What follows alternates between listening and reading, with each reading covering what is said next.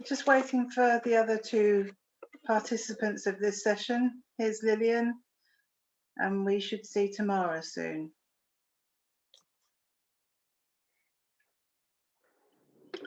Hello everyone, I hope you enjoyed the first session with Joanna and Doogie, who then disappeared.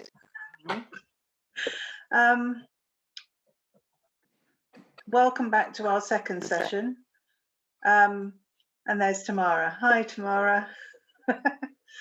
Welcome back, and this is our second session. One of the best things about being online has been that we've been able to bring together speakers from opposite sides of the world without anyone having to sit on a plane for a long time.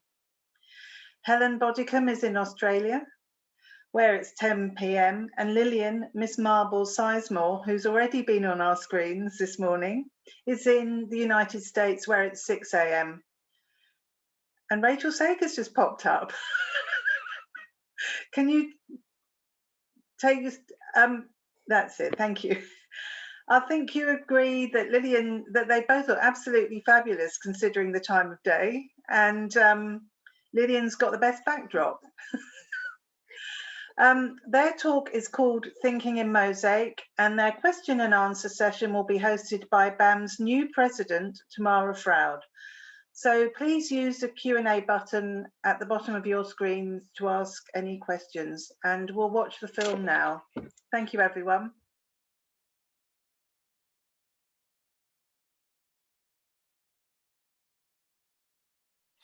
Thank you so much to BAMM for inviting me to be a part of the very exciting 2020 forum, particularly under these most interesting of circumstances where it's 6 a.m. for me and 9 at night for Lewis and 3 p.m. for Lillian, but in a cross-global way, we're making it all happen. So I'm so thrilled to be working also with Lillian Sizemore, who has been my pen pal, my email and social media buddy, but not someone who I've met until we were partnered in this way by BAMM. So I just want to extend my great thanks to BAMM and to Lillian for partnering me in this exercise. We've had a lot of fun preparing for today. And I guess I'll start now by giving you a quick self-introduction. So I first trained as a painter some 30 years ago. And I've been serious about mosaic for about 25 years. It was attractive to me because it was a way of making outdoor paintings, and it was also a hybrid of painting and sculpture, which influenced and attracted me greatly. I was very fortunate in 2001 to be able to undertake an intensive mentorship under Giulio Canduccio in a bit of a special residency for 3 months, which was brokered then by Bisazza. And so at the Spilimbergo School, as you might imagine, you know, I was immersed in an entirely new world of making and method, and it was very influential upon me. Last year, I completed my PhD, and I focused in my research on classical mosaic principles in contemporary works and the act of making. Now, this concept is one which many professional mosaicists might feel frames their very practice. But in academia, it was a new direction to take thinking and questioning into, and I was very pleased to be able to do it. It's still little trod ground, and I'd encourage anybody else who wants to go there to do that. Now, there was much that Lillian and I could have chosen to explore, but today we've decided to focus on thinking in mosaic as a renewed way of thinking and approaching the act of making, of exploring our relationship with materials as mosaicists, and to explore what it means to make mosaic, particularly in the context of a global pandemic. And why do we choose to be makers anyway? So that's quite a big raft of questions which we're going to seek to delve into, and I'm going to hand over now to you, Lillian. Thanks so much, Helen. And I just also want to say it's just been a pleasure to work with you, and thank you, BAMM, for putting us together. And I think it was really great because there are so many crossovers in our thinking and our backgrounds. you know, you're halfway across the world. I'm over here in central part of the United States. And like you, I've had a long art background before I took up mosaic. And I was a printmaker, photographer. I worked in clay, a variety of media. Most of the time that I was working was as a professional graphic designer. And I came to mosaic in 1993. So it's been, you know, 25 plus years at this point. But before that, I had been working as a graphic designer and working specifically to client specifications. And I really got tired of that. And after many years, it was a great job. And I'm so glad I did it. It's come in really handy.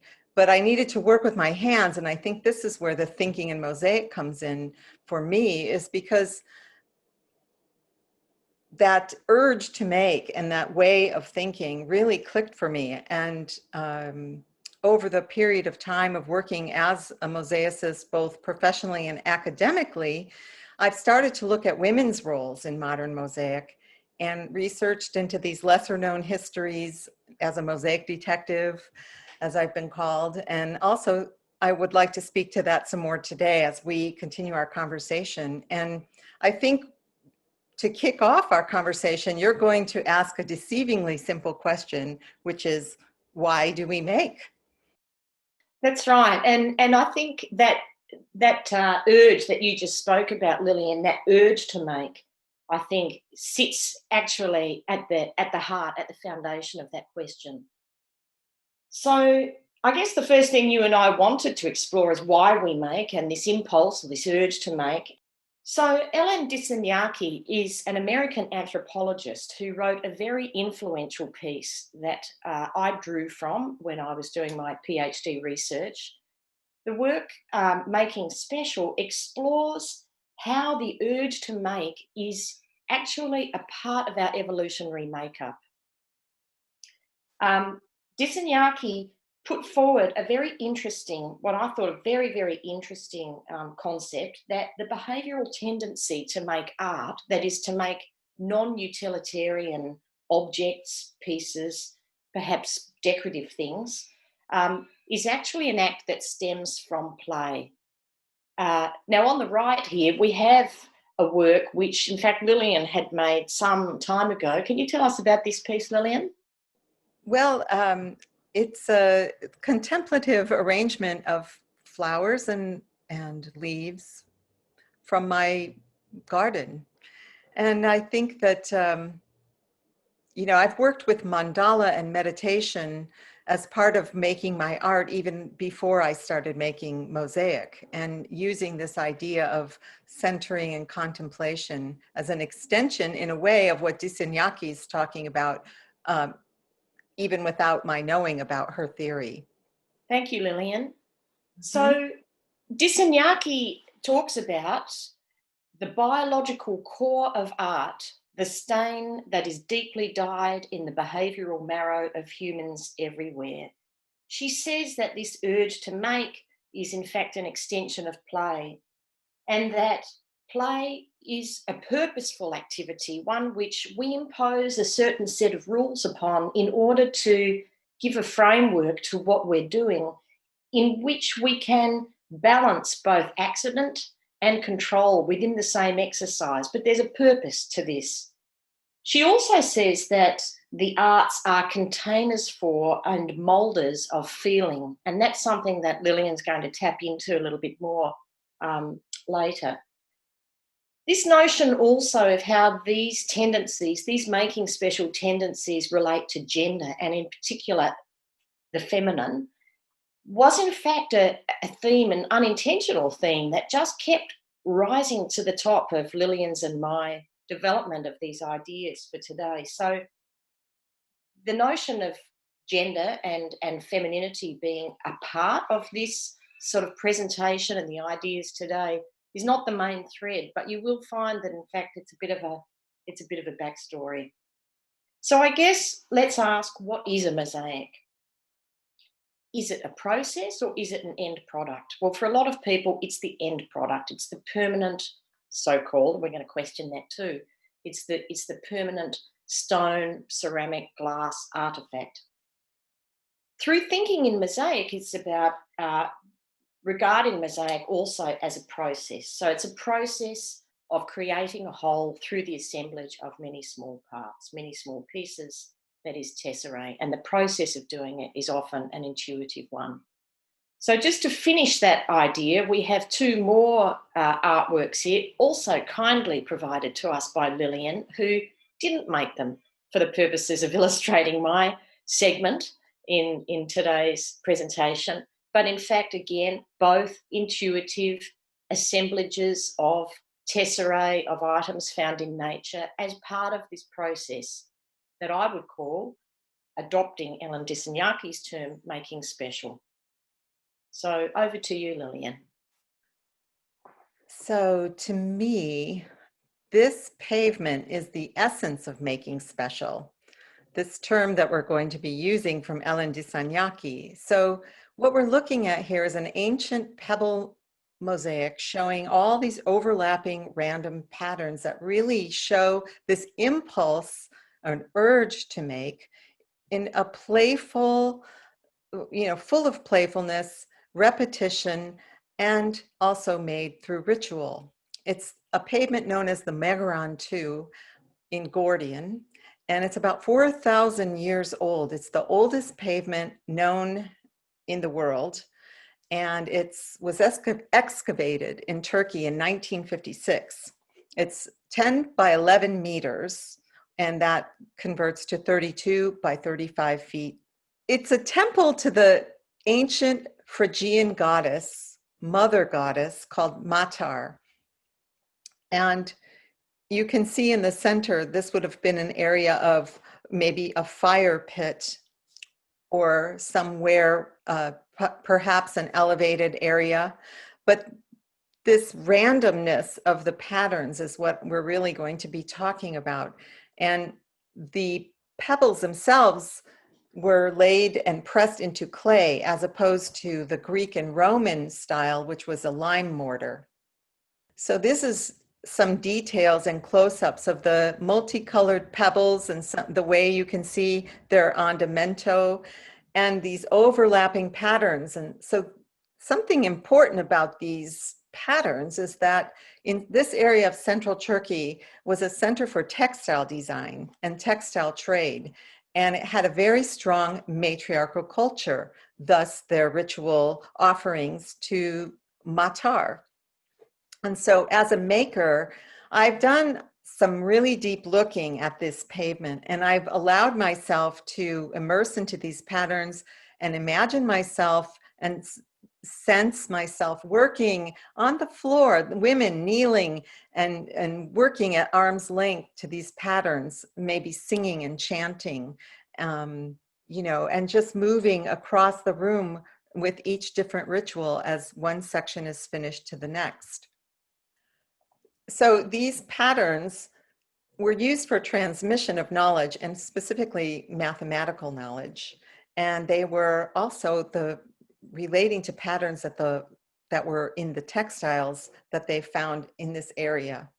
So they were learning to count and calculate skills, and they were learning from each other as they would work across the floor and learn these patterns and embody these patterns. And the word calcis in Latin is the word for stone, and it's also the root word for calculus, which is these mathematical. So this is a mathematical study as well as a piece of beauty. And so it's these kinds of discoveries that are shedding light and revealing women's vital role in the importance of the economies of these pre-industrial societies. But of course now we're operating in a patriarchy. So I'm going to move into a new area of these historic shifts in mosaic making and offer you a quote from Gino Severini. "The artist invents what the stones and the smalti want to become. Here is the true creation of mosaic at its pure state." So Gino Severini gave this speech in 1952. His ideas about thinking in mosaic, I had not heard of yet. And I translated this work in about 12 years ago. And these were ideas that had not been taught to me, and especially not here in America. And what he begins to talk about is the expression in mosaic as it relates to skill and material and materiality, which at the time was a very new idea, where mosaic had been at the service of power structures and primarily used in architectural settings. So here he's putting this embodied idea out there that the real work of the artist is to forget limits and forget rules that are outdated, and that it's the artist's job to invent what the stones and smalty want to become. And this is mosaic in its pure state. So the tesserae have a willingness that needs to be interpreted outside of the cartoon, and as he says, even in opposition to it. So this brings me to this wonderful experimental work of the modern artist, Jean Rinal. She was born in 1903 and she died in 1983. And here she is in her Greenwich Village, New York studio in 1953. She's working intuitively here. She's actually making a mosaic from a very loose cartoon, which is in essence a painting. In the 1930s, as a young woman, she moved to Paris and found the Russian-born mosaicist, Boris Anrep, who some of you are going to know from his lively pavements at the National Gallery in London, these narrative pavements. So for several years, she apprenticed in his atelier in Paris and in London, and this is where she learned how to chop stone, and she learned very well the traditional methods for working in architectural mosaic. So in this slide, we see Jean Rinal's work on the left that was made in 1951, which is just prior to the speech that Gino Severini was talking. And then in the upper right, we have an example of one of the narrative pavements from the National Gallery by Boris Anrep.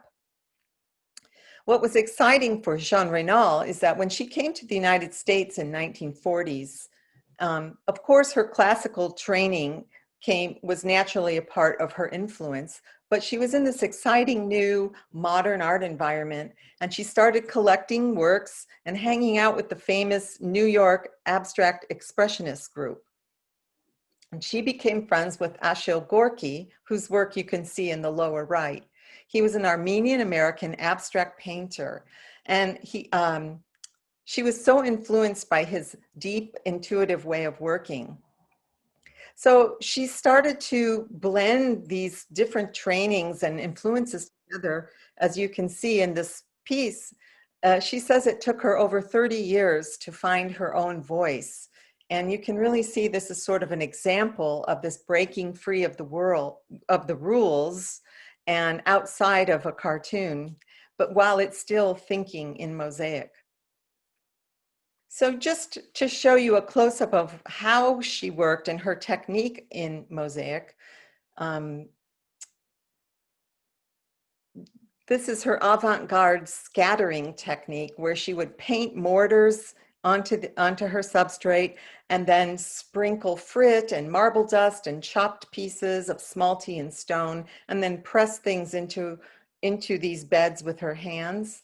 And as Severini was saying in his speech, you know, she's working intuitively and finding out what the stones want to say. And she used the movement of her body and the material itself to express something really beautiful and ephemeral. That was very interesting, Lillian, to hear about Severini and Rinal. And I think one of the interesting things that Severini is identifying there is that the stones and the smalty already want to do something before we even get to them. And so I'm going to share now a segment of a video which was part of my PhD final exhibition last year. It's a piece I made called Attrition. It explores some notion of the happy accident and questions whether or not, in fact, time is linear in the way that we really seem to experience it. That is, the linearity of time is our Western perception. Physicists tell us time is much more complex, and many Indigenous cultures also experience the notion of time and its entanglement with materiality and ourselves, not as a linear thing, but in something much more all-encompassing. Einstein, of course, described time simply as an illusion. And so attrition just seeks to expose a little bit of this conundrum. Also, seeing this concept of the mosaicist's act of making and material unmaking. And there is, even as we go to make, a material exchange which happens between us as makers, as the dust vapours come into the air, whether we see them or not. We engage in this exchange between ourselves and our materials.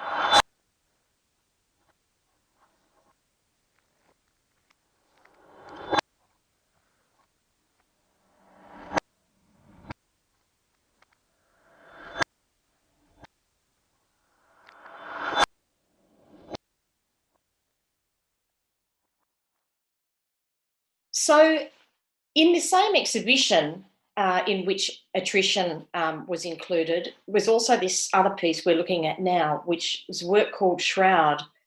Now, this, in fact, was a shroud intended for my own use. It's a whimsical act. It's a way of thumbing my nose at death whilst also acknowledging its inevitability. And it is absolutely a mosaic, but one which in fact has been made with the intention of biodegradability. And so it's also questioning whether and to what degree this notion of material permanence is a definition of mosaic. And this is where I would say mosaic is a process, actually. And so time and change are not adversaries in this process of mosaic making and mosaic unmaking, but in fact they're partners in the process. The tesserae themselves in this work in particular hold profound meaning for the work because I have made the tesserae using materials which hold meaning to me. So many of the tesserae used here to represent the very rare spider orchid that occurs only in this little cemetery and a radius of just a couple of kilometres. I've made most of these tesserae actually using wood ash from my fire, the same box ironbark forest where this shroud is to be interred one day. I've used latex as the binder, PVA. I also used hair, my own, that of my children, my husband, and also the dog, hair of the dog. And seeing the work in finer detail, you would also observe that there is a little bit of red glass, and there's also quite a bit of gold leaf tesserae, smelty from Orsoni and Canaleggio. And because this part of central Victoria was formerly a gold field, there's also within this work the intention of symbolically repatriating this material of gold back into the earth. Just as a technical aside, this motif with the spider orchid and the kangaroo grass is in fact one completely separate mat which has been made on a very fine mesh. You can just see a little bit of shadowing over the bamboo fabric. It is, in fact, a completely separate piece to the bamboo fabric. And I, of course, am the final ingredient to this recipe. Just in closing on this piece, I just want to relate this to the memento mori theme, which sat at the heart of so many Hellenic mosaics. And I think this is where our touchstone as contemporary mosaicists lies. It's within this notion that life is short, life is fleeting, life is beautiful, but we're just part of a much greater passage. Over to you, Lillian. Thank you, Helen. That is so beautiful and such a unique way of approaching mosaic and existential life, really. And I loved what you said about finding meaning, having meaning in the tesserae, and that's something that I'd like to talk about. So I chose to show this piece along with this part of the conversation. It's a piece that has to do with impermanence. It's titled Opus Nigredo, which is carrying on this theme of impermanence. It refers to blackness, and it's a phase of alchemy that means the blackening through the fires of transmutation. And I think it's also interesting that your tesserae is made with ash. So there's burning involved here in this transmutation and this discussion of time. And so in this process, this is a process part of the piece where I was selecting materials. The book was hand carved by a friend of mine, and I wanted it to symbolize the end of a chapter in my life. It's turned to the very last page. And I wanted the materiality to take on a stronger meaning in this piece. So I wanted to speak to this inner fire that was in me. So I used fire itself, and I burned the book, the wood, with a Japanese technique called shosujiban. And I carefully chose the stones, and particularly these kind of amorphic pieces you see here are called chalcedony conchas, which are literally liquid or drips that are frozen in time. So this is the completed piece of Opus Nigredo and the front side of it. And at the time I made this piece, I was volunteering at a tropical butterfly dome in Clissold Park in London. And one of my jobs was to come in and collect all the butterflies that had died in the night and pick them up before visitors would come. So I started putting them carefully into envelopes and bringing them home. And I had this piece out, and one day I just started laying these butterflies on it, and it transformed the piece for me, and it became alive in a way that it was complete in something that I really wanted to express, this ephemerality. So Lillian, may I just interject there for a moment? This notion of using the butterflies in this way, of course, again resonates with the Hellenic memento mori theme, because of course the butterfly was the symbol for psyche, and represented the soul after death. So there's another very potent layer of resonance here with the history of the art form we're working within. And I sometimes think that when we're working intuitively, these things come to us, whether in our subconscious, and lead us along our path, you know, right? Or is it part of our biological makeup anyway? Yes. That's the question, isn't it? That's right. This is the back of the piece, which any normal viewer would not have a chance to see. But when I was burning the book, there were these beautiful carve marks, and they were scorching so lovely. I just decided to leave it this way.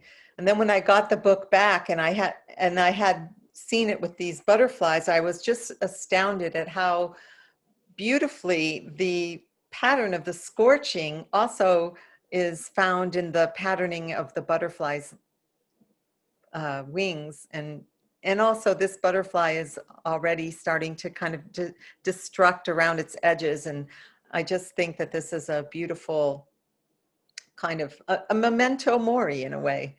Yes. So it's kind of cosmically mirroring nature.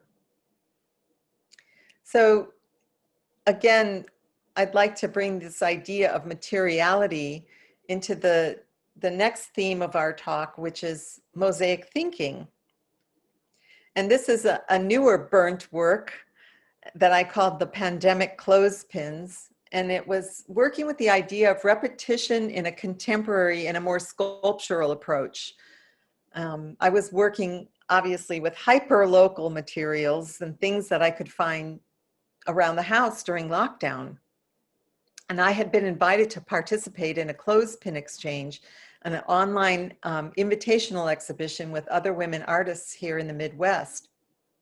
So again, it's the question of gender and what's of value and what do we elevate, what's worthy of making art about. And so I chose the simplest of the clothespins, not the ones with any mechanism or in plastic. And again, I used the Sho Sujiban technique to char them and make special. So at this point, I would like to read my statement as you're looking at this picture. These are the finished clothespins on a clothesline outside. They actually work. So the clothespins are collaged with golden joss paper, which is used in ritual by burning the paper to invoke respect for our ancestors and to bring good fortune. The symbol of the clothespins speaks to the domestic arts and collaboration with the unpredictable elements of rain, sunlight, and wind. These were made while our cities burned in outrage over the killings of George Floyd, and a pandemic sweeps the globe. Domestic life becomes amplified, and we seek safety and cleanliness and purification. We assess that which no longer serves. These simple clothespins are transformed by fire, yet remain useful. Their golden markings reference ancient pattern and cosmic ancestral roots. We must go through the darkest of night in order to see the dawn, and when it arrives, it brings with it something beautiful. So the next slide will go on to you, Helen. Thank you so much, Lillian. That was really fascinating. And it's great now, I guess, having traversed this extremely long history from the Megaron, the very early carpet-like work from Turkey, to actually coming back now into the experience we're all immersed within and looking at how we can make using what we have. Mm-hmm. When I introduced myself, I spoke briefly to the hybridity, the mix, if you like, between painting and mosaic so between painting and sculpture that mosaic has always been for me. And so as I have found myself during several rather extended lockdowns here in Australia, and we're still within one at the moment, I've been unable to go to my studio with the same regularity as I'm accustomed. And so I've been working with what I have.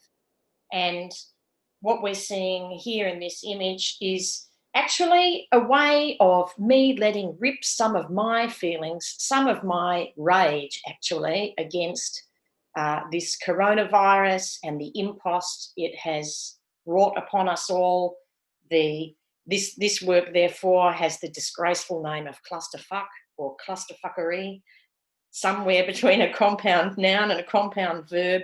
It encapsulates my feeling about this germ, the mutants, the germ itself, the politics, the economic catastrophe, the humanity, the ethical minefield, the just complete disaster of it all. So next slide, please. And this is another view of clusterfuck, actually with another work behind it, which I made a couple of years ago called 500 Lives, which is in fact a memorial to the lives of 500 hens. It's made from chicken wishbones on Venetian blind blades.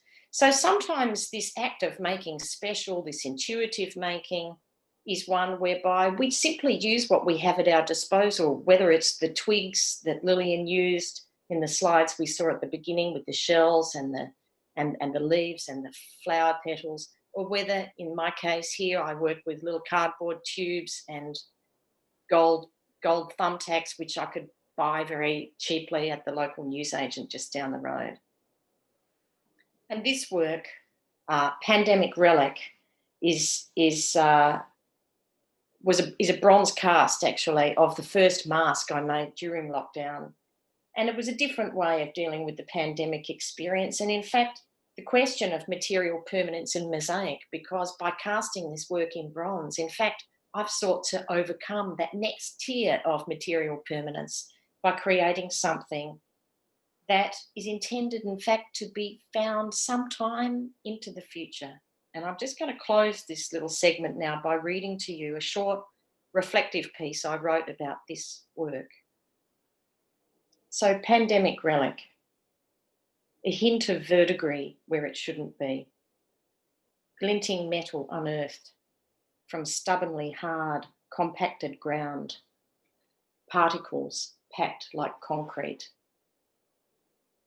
My index fingertips sing from layers lost, prizing a corner. Curious object, busted and squashed, is reshaped on the walk home. A pandemic relic, mosaic affected, flailing arrested, it becomes an upturned beetle like its maker. So whether we're working with extreme precision and agonising over every tiny placement of every little piece, slither, smatter of stone or smelty, the exactness with which we do this, of course, as Severini reminds us, the materials already have some kind of intended journey. But we do this in balance with this notion of controlled accident, don't we, Lillian? Yes. And certainly working with fire there's only so much control you're going to get. But yes, it's coming around to, this concept of thinking in mosaic. Thank you for your attention on that. And we just have a couple things in closing. Helen, did you want to? Yeah, so I hope that what Lillian and I have shared with you today may help you as mosaic makers to revisit some aspect of why you make and what you make, and perhaps give you the license to think a little bit differently about how you might make. This is at this time when all of us, all of humanity is enveloped in this existential crisis. It's a unique opportunity, actually, to revisit so much of what we do and think about how we can do it differently and how we can do it better. And so to delve a little bit beyond the bling and simply the appearance of mosaics and the notion of mosaic as an artefact, this question of thinking in mosaic or mosaic thinking is a way of questioning what we make and why. Over to you, Lillian. You get the last word, sister. Thank you, mate. Well, thinking about mosaic, thinking in mosaic. One of the things I've always held is that I truly believe that mosaic, through its system of units, of small units and repetitive and meditative way of working, that it can truly serve to heal a fragmented world. And it's literally a remembering, it's something that's fragmented and being brought back together. And the member is the root word of our body, our bringing together these disparate pieces. And so we also have to look to history and recognize and learn about the legacies that we're standing upon. And now is a really good time to recognize what we're putting out into the world and will be the stepping stones for those who come after us. So I just encourage everyone to use your authentic voice and listen deeply to what you want to say and to make things that matter to you. And I'd like to leave us all with this one quote from Julia Cameron, who wrote the book, The Artist's Way, and it sold 30 million copies around the world. So she says, what if we remember and insist that art is central and dignified and important to the human experience. What if? So thank you so much, Helen. Thank you, Lillian. We get to go like this now, like this. Yes, okay. I'll just, we've had some really lovely comments coming in actually about how positive and inspirational your presentation has been. So thank you both very much for that. And so I've just, because I've not been paying attention to the questions coming in, so I have to look back. Somebody asked whose hands those were, and they were my hands. That's an amazing film. It really is. I love the fact that you sort of distort it and you know, play with the image. I think it's brilliant. And also somebody made a comment about the clothes pegs, which I can't see now, but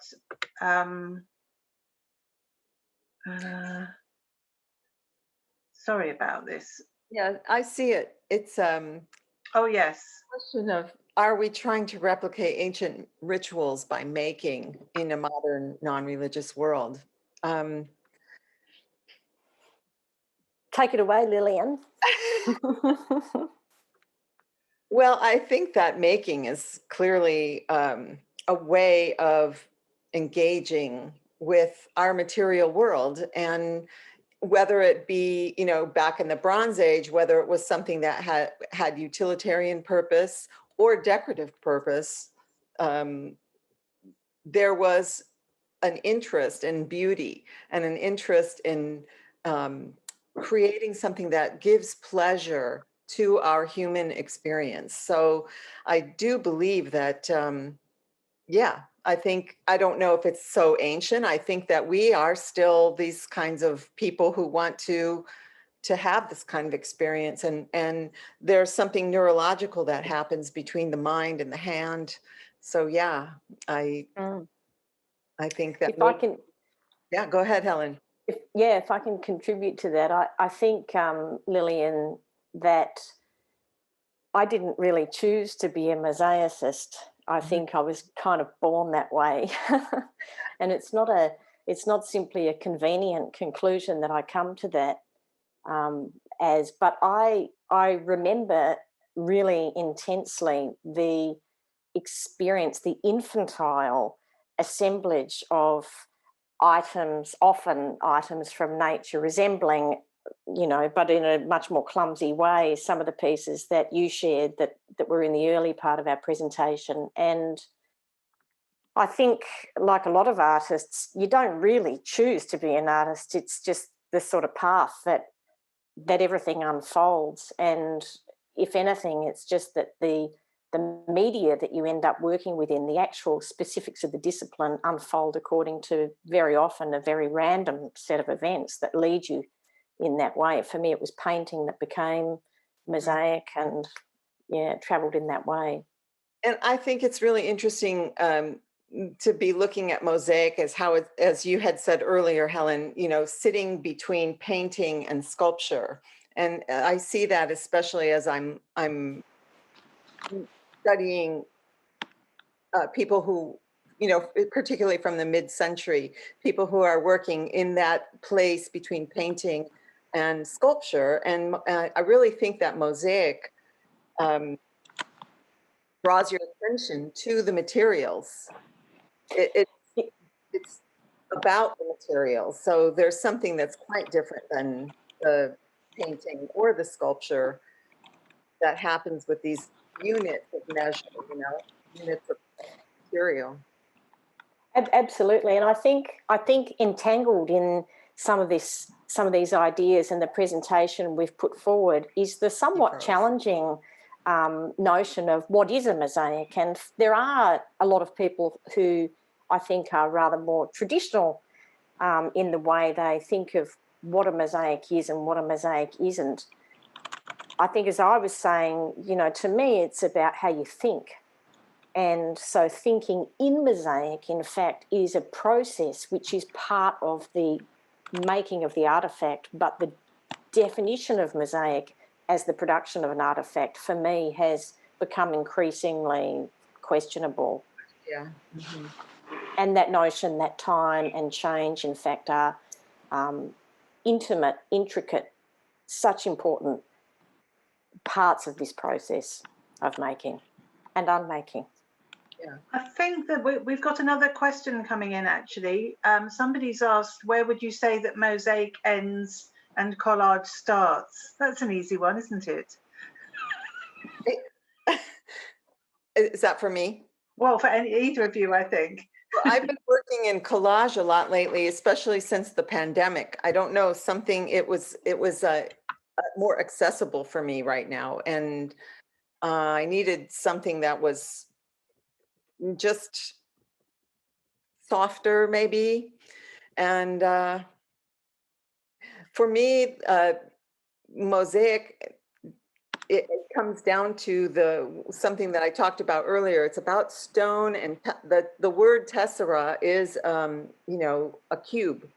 And so for me, mosaic has to have some kind of unit, individual unit. And for me, paper and collage, which is thoroughly two-dimensional, is not technically mosaic, it's collage. There's a reason that there's different terminology. It's funny, I've never worked in collage. I don't think. It's you know, for me, it's actually more what sits between assemblage sculpture and mosaic. And I think some of the works that I showed, like the clusterfuck piece or the 500 lives that was sitting behind it, and you can probably see it just behind where I'm sitting now, are more like sculptural pieces. But again, for me, it's about how I'm thinking and how I'm processing information. Assemblage is absolutely a part of the process, and it's more through the formality of training and the reflection on the history of the art form of mosaic that the skill set, I suppose, and the you know, the habit of working with hard materials of stone and glass and working with in the creation of works intended to last and be solid. Yeah, that's come about more through an interest in sculpture for me. Joanna's made an interesting point, actually. She said, we work across media and processes, and a Scottish painter in a recent gallery talk said he felt more like a maker in his work. So painters are beginning to get the material draw as well. We're getting there. I think, you know, Helen, you spoke about this in your recent article for the BAMM Journal. The title being, what was the title of some, in everything but word or some, yes, there it is. Yes, mosaic in all but word, something like that. Yep. Who's technically a painter. In all but name. In all but name. Thank you, Alex. Yep. Mosaic in all but name in the most recent Andamento Journal. And Jack Whitten, who's a painter who's been making his tessera out of thick paint and then cutting it down and as we would. Absolutely, and Whitten reflected on the process as an act of making rather than an act of painting. That was the language he used to describe it. Right. So yeah, I think that's absolutely the process that we're immersed within. And someone has asked earlier whether my thesis is available to read, and I was just going to mention that it is available to read via a link on my website, so helenbodycomb.com, and there's a news tab and you can link to it under that. But I'm also developing a book which will come out next year, I hope, which will be a much more readable, non-academic distillation of some of that thinking, more bedtime reading. Can you hear me now? We can hear Tamara. Oh, Yay. God, I'm so sorry. I can Welcome only back. me being a Luddite. I'm sorry. I have a few questions for you. Thank you for stepping in, Alex. I do apologise. I do want to ask one very quickly, if we have time. So both of you referred to that urge to make, be it, well, Helen, you said in our evolutionary makeup, and art as a container for feelings is what you said, Lillian. And to me, there's an important element of therapy in that process and keeping sanity and keeping sane through that making process. And this has been especially relevant in the last few weeks or months. And I wondered if you related to this and how relevant is it in your making, to either of you. So whoever wants to answer first. Well, I'll pick that up. Thanks, Tamara. I think clusterfuck shows very clearly that at the outset of the pandemic, you know, it was a bit like the 7 stages of death, like the Elizabeth Kubler-Ross 7 stages of death and dying, and you go through rage, you know, the injustice of it all, and in fact the practice of putting things together in that meditative space, that pleasure principle, that release of pheromone, which we know is a part of the practice, allows us to travel into a space of thinking and feeling which is absolutely therapeutic, whether it's about getting out anger or visiting grief or just solving a logistical problem. I think that's absolutely an intrinsic part of that act of making. Lillian? Yeah, absolutely. There are many, many studies now that have to do with neurological connections and the release of a variety of hormones, you know, and the brain-body connection. And whether we call it therapy or we call it meditation or mindfulness, there's something about the act of making. And I think particularly with mosaic, because we're either taking something that's already broken or we're breaking it up ourselves. And then we're, as I said, remembering it. We're creating something whole out of something that's broken. And there's a psychological point to that. And there's also the spiritual aspect of it, if you want to say spiritual. Yeah, let me ask you something else actually, which you've just related to. So, Helen, you mentioned the memento mori, or remember death, as a popular theme in classical mosaics. And Lillian, you brought those butterflies into that wonderful piece, which I just love, and it is really part of that, almost part of that practice. So how does this relate, Helen? I think this is for you, really. How does this relate to contemporary practice? Well, I guess you know, these classical mosaics were a form of non-literary text, and they were made for a pre-literate era where communication through image and symbolic image was really commonplace. In a lot of ways, it's the same now. We're bombarded with imagery, you know, with imagery on electronic devices, in advertising, but the type of message is different. And nowadays we're activated by this sort of clickbait mentality. It's a completely different, extraordinarily rapid process, which actually reflects a culture now which is really in denial of death. It's like we've seen a certain president spring back into action in complete denial, it would seem, of the gravity of the illness that he may or may not still be carrying, but it's part of this sort of denial of death that I think has become really culturally commonplace. And so there's an antithesis between what went on then and what goes on now, and the time and the process and the purpose of those mosaics as a piece for philosophical reflection and just getting with the program, actually. That what we have is beautiful, but it's not forever. An interesting comment in itself, right? Especially as with mosaics, we are trying to make things last forever, sometimes and not in others.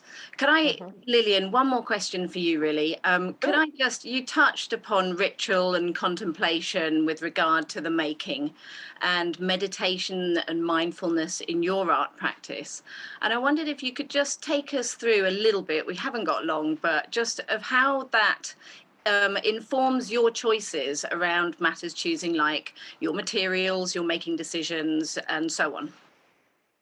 Okay, thanks. Sure.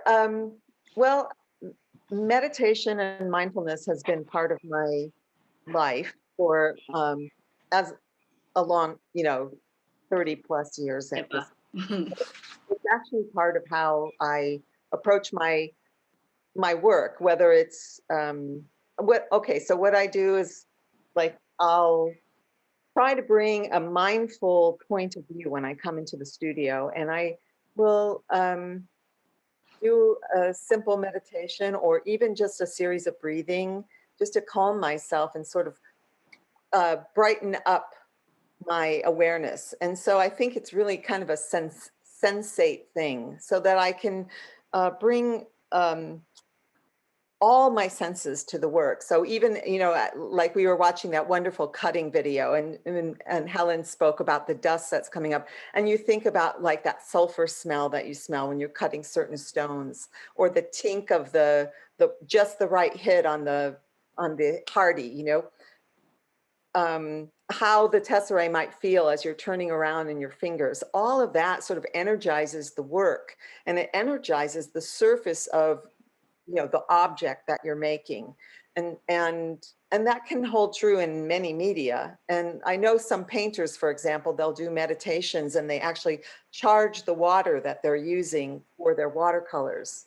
Wow. So that there's something powerful in that. And then what happens is you put it out into the world, and there's a hermeneutic exchange that happens where you've let it go into the world, and now it's for the person who's viewing it or using it to enjoy and to engage with. Sorry? And engage with. Exactly. Yes. So that would be some bit of how I work.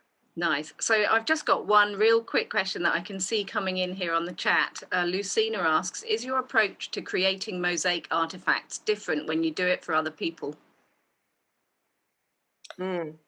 Well, I would say generally, absolutely yes, because I haven't had any commissions for biodegradable work just yet. But generally speaking, when people, commission you to make a work, it's with the intention that it have some, high degree of material permanence. So yes, I mean, absolutely, the brief, the intention is generally different to a studio practice. But an approach to experimental practice, I think, is really critical for any contemporary practitioner. Okay, I'm going to have to wind it up there, I'm afraid, folks. So my thanks to you two. It really has been a pleasure, and I'm so happy to have put you together. I had no idea that you'd not met in person before this, so I think that already is a great achievement. So I can say to everybody who still has questions that you can continue this conversation on Facebook. The contacts to all our speakers are on Facebook, and you can especially contact them via the social media in any form. So like I said, thank you to you two. Oh yes, Helen, I think you mentioned that you have the link to your PhD available.